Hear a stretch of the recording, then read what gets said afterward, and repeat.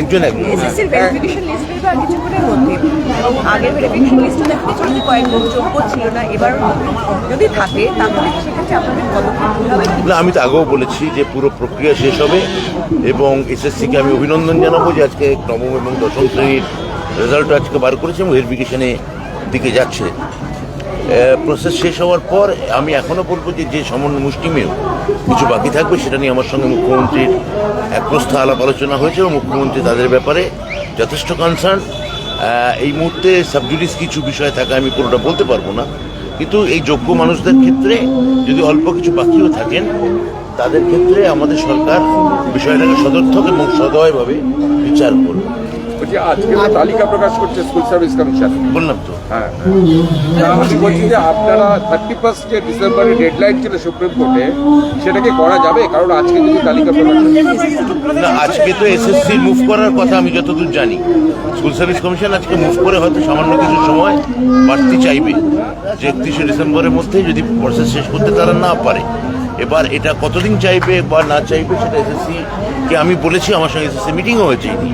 এসএসসিকে আমি বলেছি এটা আপনারা স্থির করুন, কারণ এত বড় সিস্টেম, গোটা রাজ্য জুড়ে এতগুলো ইন্টারভিউ, এতগুলো ভেরিফিকেশন, এতগুলো ছেলে মেয়ের ভবিষ্যৎ, সব মিলিয়ে এটা এসএসসি ঠিক করবে যে যখন যদি স্বচ্ছতা এবং মেধা যেহেতু তাদের কাছে একমাত্র প্রায়োরিটি, তারা কতদিন চাইবে। আমার ধারণা দিন 15 বেশি তাদের চাওয়া, এক্সটেনশন চাওয়া হয়তো তারা চাইবে না, সেইভাবেই আমার সঙ্গে সেই মোতাবেক কথা হয়েছে। মধ্যশিক্ষা পরিষদও কি এগোবে? কারণ এদের চাকরির মেয়াদও তো 31 ডিসেম্বর শেষ হয়ে যাবে। দেখুন, এগুলো তো টেকনিক্যাল ব্যাপার, এগুলো টেকনিক্যাল ব্যাপার। এটা নিশ্চয়ই আমাদের ডিপার্টমেন্টের যারা ব্যুরোক্রেটস আছেন তারা সে বিষয়ে সচেতন, ফলে তারা নিশ্চয়ই আলোচনা করেই এগোবেন।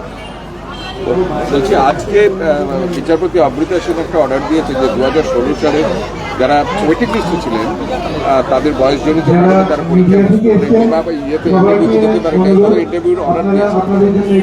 সেটা এসএসসি নিশ্চয়ই এই রায় পজিটিভলি নেবে এবং এসএসসি নিশ্চয়ই রায় খতিয়ে দেখে মহামান্য বিচারপতি যে রায় দিয়েছেন সেটা তারা গ্রহণ করবেন।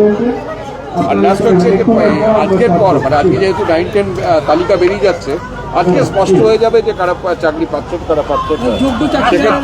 সেক্ষেত্রে আপনার সেই চাকরি প্রার্থীদের বা যারা এতদিন শিক্ষক ছিলেন চাকরি হারিয়েছেন তাদের কি বার্তা দেবেন? আমি তো পরিষ্কারভাবে বললাম এক্ষুনি যে যারা আগে পুরো প্রসেস শেষ হবে, মুষ্টিমেয় যদি কিছু থাকেন সেটা আমাদের সরকার তাদের জন্যে, তারা যাতে আবার যোগ্যতার মর্যাদা ফিরে পাবেন এবং সেইভাবেই আমাদের সরকার সেই ব্যাপারে খুবই আশাবাদী এবং এটা হবে।